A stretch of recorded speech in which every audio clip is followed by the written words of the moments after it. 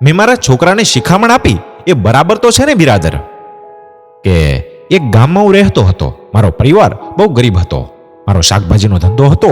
હું રોજ શાકભાજી લાવી અને વેચીને મારું ઘરનું ગુજરાન ચલાવતો હતો.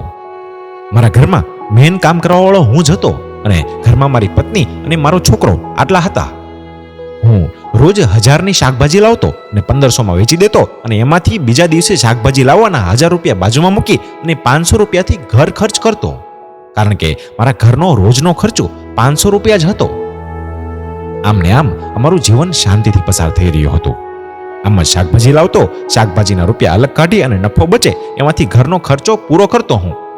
પણ થોડાક વર્ષો પછી મારો છોકરો મોટો થઈ ગયો તો મેં એને બોલાવ્યો અને કીધું કે બેટા, હવે હું આરામ કરવા માંગુ છું. તું મારો ધંધો સંભાળી લે. અને સાંભળ બેટા, તું 1000ની શાકભાજી લાવજે, 1500માં વેચજે અને શાકભાજી લાવવાના 1000 રૂપિયા પહેલા કાઢી લેજે અને 500 રૂપિયા વધે તેનો ઘર ખર્ચ કરજે તું. અને હા, નાની મોટી તકલીફ પડે ને તો જાતે જ સોલ્વ કરી લેજે, પણ કોઈ મોટી મુસીબત આવે ને તો મારી પાસે આવજે.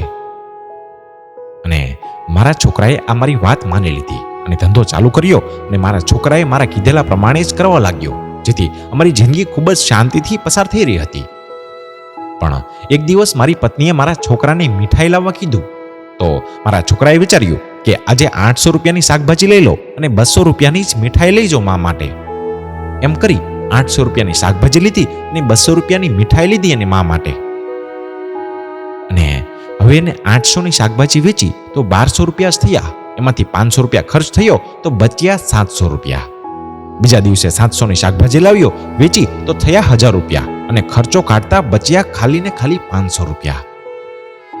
તો મારો છોકરો ટેન્શનમાં આવી ગયો અને આખી રાત ઊંઘ્યો નહીં. એને મારી વાત યાદ આવી કે પિતાજીએ કીધું હતું કે શાકભાજીના રૂપિયા પહેલા કાઢી લેજે, પણ હું માન્યો નહીં અને આમ ને આમ તો હું કંગાળ થઈ જઈશ. મને 200 રૂપિયાની મીઠાઈ કેટલી મોંઘી સાબિત થઈ. એ બહુ પરેશાન થઈ ગયો અને સીધો મારી પાસે આવ્યો અને આખી વિગત મને જણાવી અને કીધું કે પિતાજી, હું બહુ મોટી મુસીબતમાં પડી ગયો છું.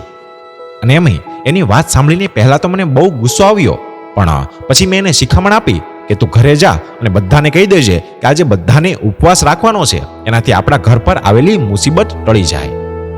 મારા છોકરાએ મેં કીધું ને એમ જ કર્યું અને ઘરે જઈ અને બધાને કહી દીધું. અને બીજા દિવસે એની પાસે 500 વધેલા ને એની શાકભાજી લાવી અને વેચી તો એના થયા 900. ઘરે આવ્યો તો બધાને ઉપવાસ હતો એટલે એમાં ખર્ચો પણ ના થયો. તો એ 900ની શાકભાજી લાવ્યો, એના થયા 1600. એમાંથી 500નો ખર્ચ કર્યો તો વધ્યા 1100. બીજા દિવસે 1100માં 1700 થયા, એમાંથી 500નો ખર્ચો કર્યો તો બચ્યા હવે 1200. એના થયા 1900 અને એમાંથી ખર્ચો થયો 500 તો હવે બચ્યા 1400. ધીરે ધીરે મારા છોકરાને સમજાયું કે જિંદગી પાછી લાઈન પર આવી ગઈ છે. હવે એ મીઠાઈ પણ ખરીદી શકે અને ખર્ચો પણ કાઢી શકે એટલા રૂપિયા છે એની પાસે હવે તો. અને હા, મારી આપેલી શિખામણથી મારા છોકરાની જિંદગી બદલાઈ ગઈ હવે તો. અને એમાંય આપણી અસલ જિંદગીમાં પણ ઈચ્છાઓ પર નિયંત્રણ કરવું જોઈએ. એ મોટામાં મોટો ઉપવાસ છે બિરાદર. લોકો ગાડી, ઘર અને મોજ મસ્તીના ચક્કરમાં જરૂરિયાતના રૂપિયા ખર્ચી નાખે છે અને એમની જિંદગી ત્યાં જ રોકાઈ જાય છે. જો બિરાદર, આપણે થોડાક સમય માટે ઈચ્છાને મારીને અનુશાસનમાં રહીએ ને તો આગળની જિંદગી ખૂબ જ સારી પસાર થઈ શકે. આ તમને વાત કેવી લાગી? કોમેન્ટમાં જરૂર જણાવજો મિત્રો. ધન્યવાદ.